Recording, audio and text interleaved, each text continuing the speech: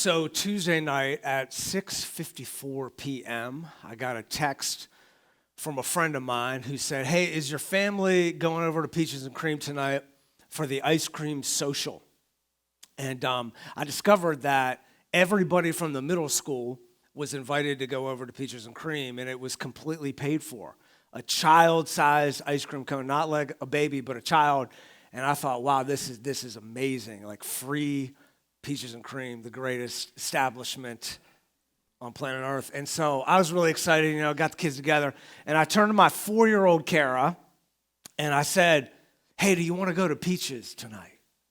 And her response stunned me. It was one of the most shocking statements that has ever come out of her mouth. This is what she said: "No, I already had enough sugar today." And I thought, who are you? I mean, you look like Kara, you sound like Kara, but this is completely out of character. But I didn't let that stop me. And I thought to myself, I am the leader of this household, and I will not be stopped by this little 4-year-old's lack of desire to experience the greatness.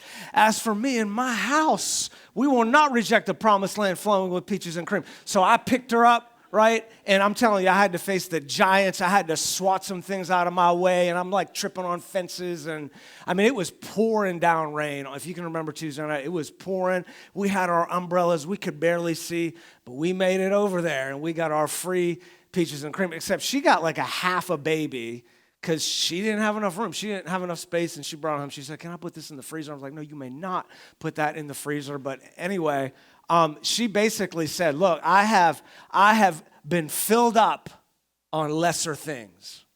I have filled up the insides of me with not so great things, and I don't have enough room for what I would argue is the greatest ice cream on the planet." Hey, welcome to church, and if you're still coming in, come on in. We're in part 2 of Permission to Doubt. One of the things that we say often around these parts, we even sing songs that go like this, where we say, there's nothing better than Jesus.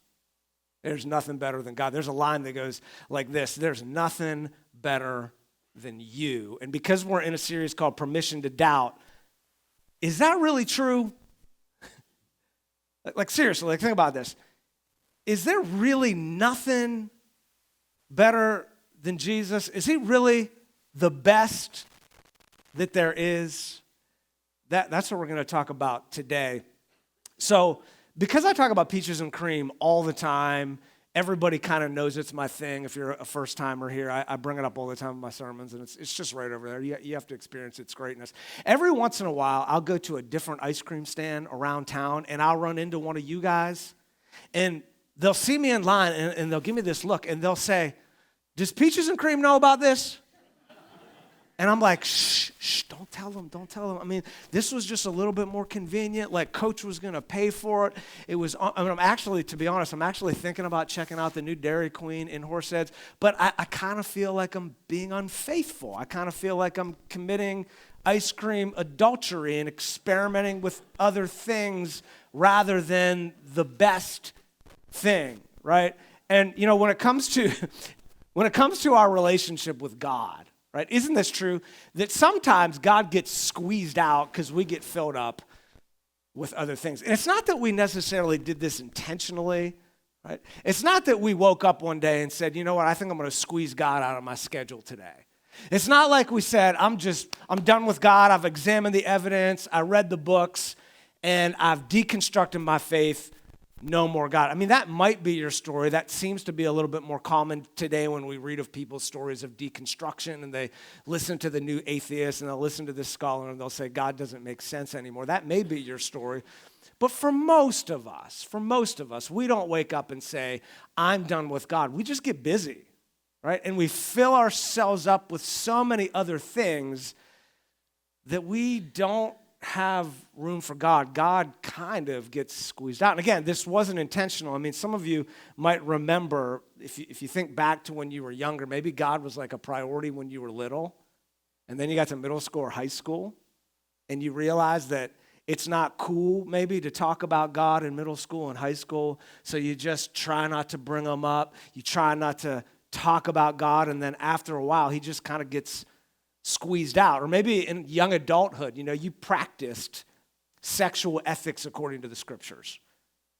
And then you met somebody, or you were surrounded by people who didn't believe in the sexual ethics that were prescribed by the Bible, and God just kind of got squeezed out. Or maybe when you got married and you had little kids, God was like a high priority because they were little, and you have yet to get hit with the tidal wave of kids' activities. And then the activities started to come, and the sports started to come.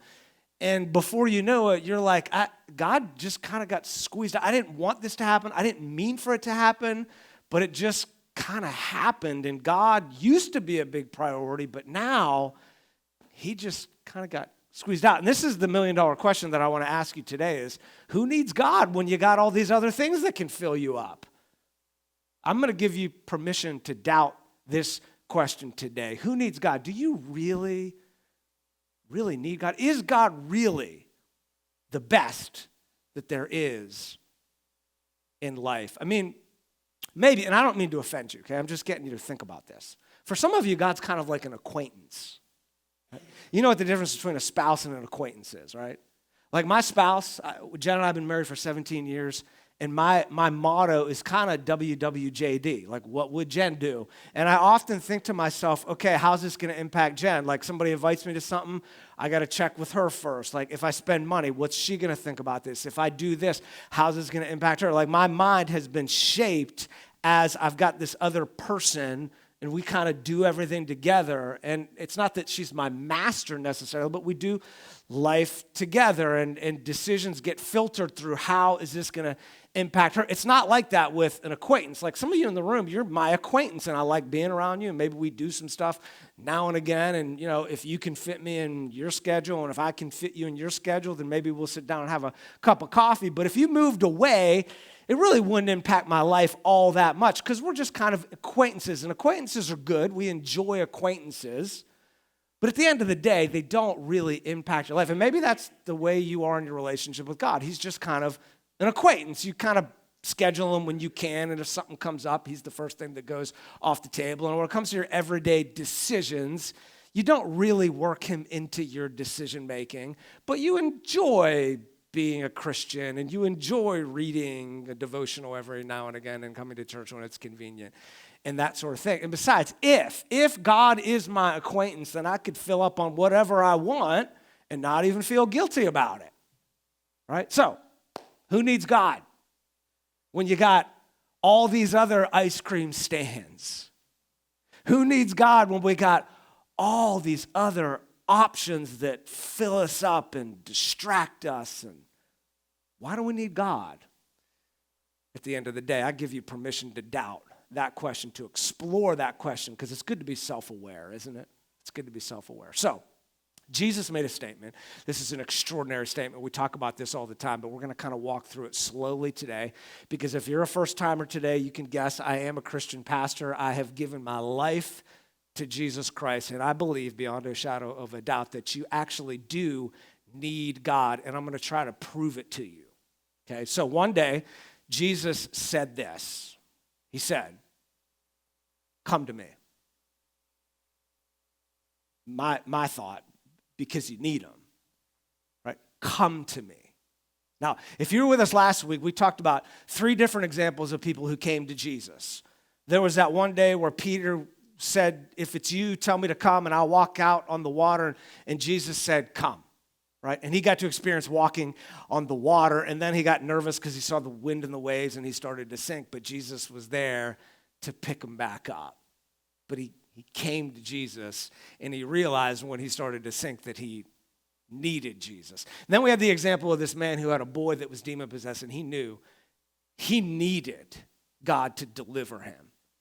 So he came to Jesus. He brought his boy to Jesus, and Jesus healed him. We looked at the example of the church, right, when Peter was in prison, and they got together and prayed, even though they didn't actually believe God was going to answer their prayer, but they came to Jesus to pray. So Jesus says, "Come to me. Come to me, all you who are weary and burdened." Now, some of you in the room are weary and burdened, and you're like, I am weary and burdened. Life kind of beat me up this past week, and I realize my need for God. I got to come to this place, and I got to get refocused and realigned because I need Him. But let's be honest, there are some of you right now, you're like, I'm doing okay. I don't really feel weary, and I don't feel burdened. My week was pretty good. My marriage is going fine. The kids are, getting B's and C's and maybe even A's. And life is just going fine. I don't really feel very burdened. But is it possible? Is it possible that you are weary and burdened, but you've just filled your life up with so much other stuff, you actually don't realize how weary and burdened you are? So let me give you an illustration. This was Monday night. I was at the YMCA Adventure Center, which looks like this. And I'm standing right down here. There's a lot of people in there, some parents, some kids. It's loud. My kids were in there. Couldn't really hear very well.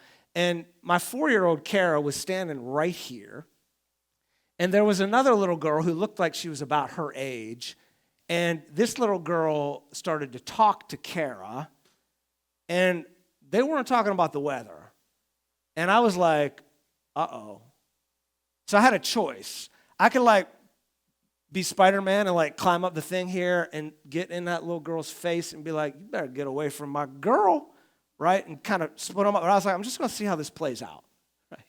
So people are hanging out. And this is kind of what I predicted. A couple of minutes later, I'm sitting down with my back against the wall, and she comes over, and she's standing about 10 feet in front of me, and she has this look of sadness on her face. And I said to her, just come. And she walked up to me and sat down in my lap, and she just lost it. She began to cry, right? She began to cry, and I said, it's okay. I got you. I said, did she say something mean to you? And she just said, yeah. And a few minutes later, she just popped up and started playing. No big deal. We got through it.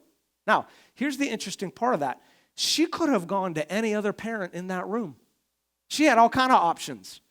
And all the parents in that room looked nice and equipped to be able to hug her and provide comfort for her. But that's not what she did. She came to me, which was pretty cool because she is a mama's girl, and she always goes to her mom. So I felt really special, right? Because in that moment, she realized that I alone could provide what she really needed. I was the only one in that room who could take her little weary and burdensome soul in that moment and provide her with exactly what she needed in that moment. So Jesus says, you may not realize that you're weary and burdened because you filled up on other stuff, but you are weary and burdened because this life gives us struggles. So come to me, all you who are weary and burdened, and I will give you. What do you think he said here? What do you think he said? Did he say, I'll give you a scowl? You come to me, and I'll just point my finger at your face. How could you fill up on all these other things? Maybe he said, I'll give you a difficult assignment. Which, by the way, sometimes he does give you a difficult assignment. I think some of the reason we don't come to God is because we're afraid he's going to call us to be a missionary or something. It's like, I don't want to do that. Or he's going to tell me to love my enemies. It's like, not doing that. I try to avoid my enemy. Sometimes he'll give, this is a different sermon for a different day, but I need to say this. Because sometimes when you come to God, he gives you a difficult assignment that you don't want to do, but after you do it, you realize that was good because he's a good father. Quick example. So when I was in high school, I had a mentor who said to me, he goes, Dave, you should be a pastor. I'm like, I'm not being a pastor because I don't want to do funerals. And so I kind of ran from that call for a while, and I went to college, and I majored in something else, and then I finally, halfway through my senior year, I said, okay, I'll go into ministry.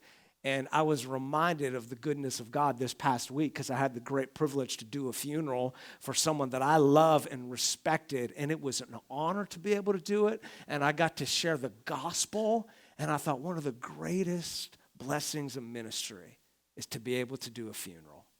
And that was the one thing that scared me from doing what God called me to do.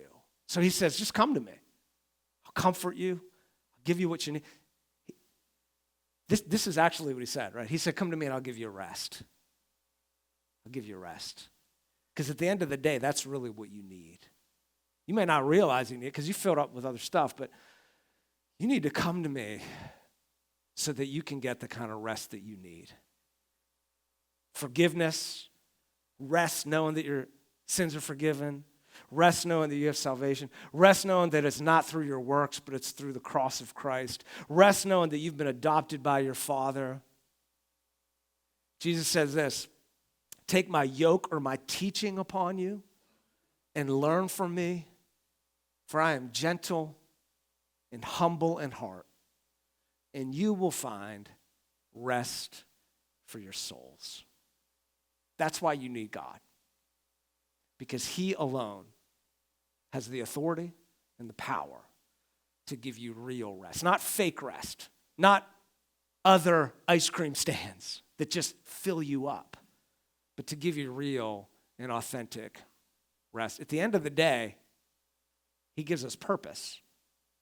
He gives us purpose. I love this quote from Augustine, who's one of the theologians from the 300s. He wrote this, because God has made us for himself. You know your purpose in life is? It's to please God. It's to magnify your maker. It's to bring glory and honor to the author and the creator and the sustainer of your soul. God has created you for himself, and our hearts are restless until they rest in him. He is the only one who has the power and the authority and the ability to give you real rest. So he says, come to me. Just come to me. Come to me. And I will restore your soul. That's why you need God. And the psalmist writes this. He says, when you come to him, you will taste and see that the Lord is good. Now, when it comes to ice cream, right, I could say to Peaches, let me show you the ingredients before I try your ice cream. Dairy Queen, let me see your ingredients. Dippity Doodas, let me see your ingredients. Sweet Spot, let me see your ingredients. I kind of match it up. I'll see which ingredients makes the most sense, which concoctions will give my taste buds the most enjoyment. Or I could just taste it, and I could see that there's no comparison, that there really is nothing better than peaches and cream, that there really is nothing better than God. And some of you know that. Some of you in this room or watching online, you have tasted and seen that God is good. You have tasted and seen that he is the one who can restore and refresh your soul. So, would you go before him and would you worship him? That's why you were created. And anything less, it just fills you up with a bunch of junk, right? Here's my big idea. This is my statement that I want you to walk away with. As God gets bigger, the rest of life gets better. In this case, bigger really is better. As God gets bigger, as your view of God gets larger, the rest of life gets better. Now, this isn't to say that you can actually make God bigger, right? Like human celebrities, we could actually make them bigger by tweeting out and giving them likes and all that sort of thing. Well, God's already bigger than we can even imagine. You don't actually have the ability to make him bigger, but you can recognize how big he is. Acts 17:25 says, he is not served by human hands as if he needed anything, because he himself gives life and breath to all men. So he doesn't need you because he's big and he's large and in charge, but he wants you to come to him. So when we come to him and his glory and his grandeur becomes bigger, the rest of life gets better, pun intended. The rest of life gets better because that's what you were created to do. You were created to climb up into his arms and allow him to refresh and restore your soul. So will you climb up into his arms and will you worship him today? Will you recognize that he is superior to all other gods and all other idols and all other ice cream stands that this world has to offer? Here's the way the psalmist describes it. Psalm 95 says, come. I love how so many of these verses say, come. You got to come. You got to take a step. You got to take a step of faith. You got to step out of the boat. You got to bring your boy. You got to get down on your hands and knees. You got to come. So let's come. Kudos to you who showed up in the room because you came. You're watching online. You came. Come, let us sing for joy to the Lord. Let us shout aloud to the rock of our salvation, because all other ground is sinking sand, but he is the rock that never shifts. Then no matter how high the winds get, and no matter how high the waters get, he is the rock upon which I stand. He's the rock of our salvation. Let us come before him with thanksgiving and extol him with music and song. For the Lord is the great God, the great King above all gods. And in his hand are the depths of the earth, and his large hand holds the depths of the earth, and the mountain peaks belong to him. The highest of heights and the lowest of lows are in the palm of your Creator. And if you're a 9.5 today because you've had a mountaintop experience, or if you're a 0.5 and you've got one door, you got one hand on the doorknob of exit in the faith, he's there. He's there. And he's got it all in the palm of his hand. The sea is his. And he made it in his hands, formed the dry land. So come. Come on. Come on. You weary? You burdened? Come. You're not weary? You're not burdened? You just don't realize how weary and burdened you are. Just come. Come. Let us bow down in worship. Let us kneel before the Lord our Maker, because you were created to magnify your Maker. For he is our God, and we are the people of his pasture, the flock under his care. So today, not tomorrow. Tomorrow's like the worst word in the English language. Don't put it off to tomorrow. Today, if you hear his voice, which you have heard his voice because we've looked at the word of God, you got a choice. You could come, or you could harden your heart, as the Israelites did when they were at Meribah, which means test the Lord, as they did at Massa, which means quarreling in the desert, where their fathers tested and tried me, though they had seen what I did. So he's referencing Exodus chapter 17, verses 1 through 7, right? The Red Sea opens up, they walk through it, they end up in the wilderness, right, where they're preparing to knock down the giants and inherit the land flowing with milk and honey, and as they're in the desert, you ever been in a desert before, right? And you're like, I need some water. And my mouth is like cotton mouth, and I got the white stuff going down on the side of me, and I'm like, oh, I need some water so bad. Where is God? I'm thirsty. I'm in a dry land. And they start complaining. Right? And then Moses goes over and he strikes the rock, and God miraculously, in his graciousness, gives them water. And then they go into the wilderness, and they're scared from the big fortified cities and the giants. And God says, okay, you're not ready. You're not ready to go in the promised land because you need to come to the promise maker first. For 40 years, I was angry with that generation. And I said, they are a people whose hearts go astray, and they have not known my ways.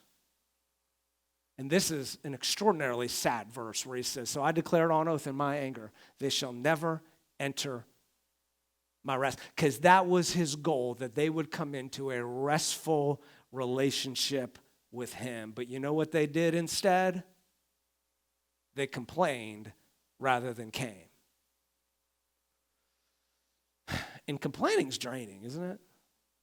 I don't mean like finding a lightning rod, a person in your life who you can vent to. That's not what I'm talking about. Or lamenting to God about your struggles. That's not what I'm talking about. I'm talking about like this heart posture where every time something doesn't go my way, I complain. Oh, woe is me.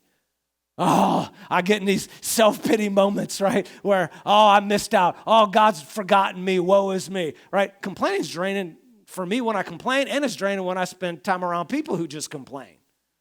But worship is filling, isn't it? I mean, when I worship, when I listen to other people worship, it fills me up. So would you come and worship him? Would you come and worship him so that he can give you refreshment, so that he can restore your soul, that he can give you real rest? Now, because we're in a series called Permission to Doubt, you might be thinking to yourself, okay, that's like experiential. Right? That's like you go before the Lord and you get rest, but what if it's fake rest? You know, what about all the struggles that I have with the scriptures? I mean, some of you here, you might say, actually, I don't really think God is all that great. As Christopher Hitchens wrote in his book, God is not great, How Religion Poisons Everything. I mean, really, what if God really isn't that great? And he's got an attack on the faith that we should take a look at. This is what he writes in this book. He says, the Bible does contain a warrant for ethnic cleansing, right, genocide, for slavery, and for indiscriminate massacre. But we are not bound by any of it because it was put together by crude, uncultured human mammals. So why would you submit to that God? Right? And Christopher Hitchens, who has since passed away, is a very intelligent man. And I used to enjoy listening to him because it really helped me think through all of this stuff. But there are some things in the Old Testament about go into the land and kill them all. Or there seems to be like all these language on slavery. I mean, even Jefferson Davis, who was the president of the Confederacy, said the Bible sanctioned slavery. Or what about that whole moment when Abraham was called to kill his son? Right? I mean, there are some issues that we need to deal with. And some of you have struggled with that, as I have, and you've thought, is God great? Is he worth me coming to? And if you're there, if you've struggled with those issues as I have, and still do to some degree, you got to come back next week, because we're going to deal with the whole issue of the Israelites going into the land of Canaan and wiping them out and taking their land, because that's an issue we got to deal with. And I picked up a book recently that was very helpful for me with this issue. And I've read a bunch of books and listened to a bunch of podcasts. This is the best one I came across, called Is God a Moral Monster? And it's out here in the lobby. On your way out, you can pick it up right on this table, and you could just put $5, $10 in the offering box, or if you don't have money, just take it home. It is a very, very helpful book that helps us deal with these issues. Is God a moral monster? Because he has, as Christopher Hitchens and others have said, he's not even a moral God. Why would you need him, and why would you worship him? So we'll get into that next week. But as for today, many of us in this room would say, no, he's actually a good God. There are answers to some of those struggles. We'll talk about that. But he's a good God because I have tasted and seen. I have gone to the ice cream stand and put it in my hand and experienced it, and it's actually changed my life. It's actually changed my life. So would you come? Would you sing for joy to the Lord? Would you shout aloud to the rock of our salvation? Because in my opinion, and in many of your opinions, there really is nothing better than Jesus. There really is nothing more fulfilling than a relationship with Jesus. There really is nothing more restful than coming to Jesus. So that's what we're going to do right now. We're going to worship him together. And as we do, we're going to say, God, I really do need you.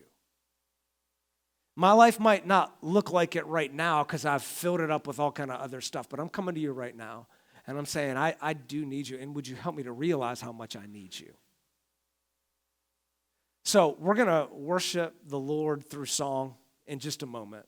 But before we do, I want to show you a video of Melissa Evans, who gave this testimony 3 years ago, but I looked at it, I'm like, oh, we got to show that again, because it's someone who really does live out worship. And we're going to watch her video together, and then we're going to worship. So let's watch this testimony from Melissa Evans. as the worship team comes on. I became a Christian when I was 26 years old. I was raised in the Catholic Church, and I had a really loving, supportive family. They really were ultimately the center of my world for my 26 years.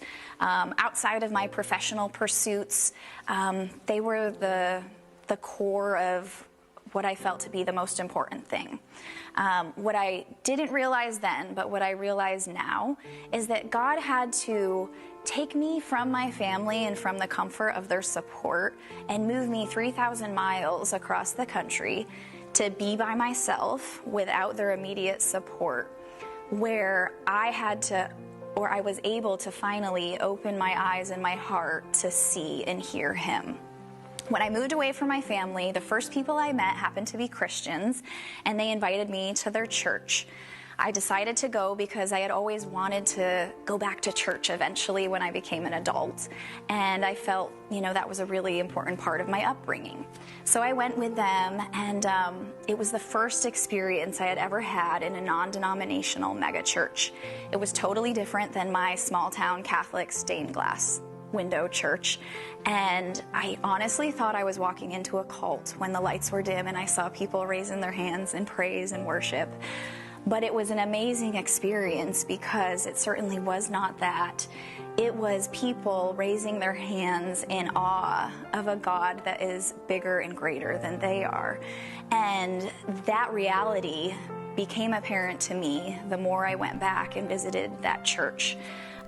Ultimately, up to that point, I had led a life that, by all measures of success, of the world's standards, I should say, I was a good person and I was achieving success. But what I didn't realize was that even though I was a good person, I needed a Savior. I started to understand who Jesus was through the worship and through the preaching. I understood what perfect love looked like. It was death on a cross for me. And the more I started understanding what that looked like and what that meant, I started to see my own sin. And I started to realize that without a Savior, I would have to face God someday and be reconciled to Him. But how? Because it wasn't good deeds that was going to get me there. It wasn't, upholding a standard of moral character that most people thought was good enough. It was believing that Jesus was good enough, and He paid it all on the cross for me and my sins. I love that statement where she says, I came into the room and they were praising a God who was bigger than they were. Not a great statement. I'm recognizing that this God that I serve is bigger and larger and more powerful than I am. And as I come to Him in worship, the bigger He gets, the smaller my problems get, and the rest of life gets better. So, as we worship the Lord, I don't know how you want to do this. Maybe you want to stand and raise your hands. Maybe you want to be on your knees. Maybe you want to just stand there and soak in the words. We all sort of have different ways that we connect with God through worship music. But I do want to ask you to worship Him. Because at the end of the day, we do need Him. Every hour I need Him. Every single hour I need Him. So Lord, I confess that when I come to You, I get real rest. So I'm going to worship You for who You are, not who I want You to be, because that's idolatry, but I'm going to worship You for who You are and for what You've done for me. So let's worship the Lord together.